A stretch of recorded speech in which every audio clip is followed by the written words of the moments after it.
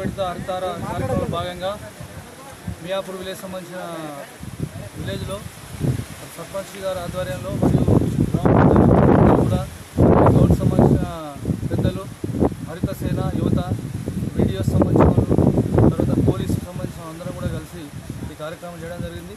మరి ఈ కార్యక్రమంలో భాగంగా మేము ఈ విలేజ్లో 3 నుంచి 4,000 మొక్కలు నాటడానికి కూడా కొంత ఇనిషియేషన్ తీసుకోవడం జరిగింది. ఈరోజు ఒక 500గా మేము తీసుకుంటున్నాము. మరి ఈ కార్యక్రమాన్ని మొక్కలు నాటడమే కాకుండా వాటిని సంరక్షించే బాధ్యత కూడా నేను ఈ లోకల్లో ఉన్న పెద్దలకు కూడా అప్పచెప్పడం జరుగుతుంది.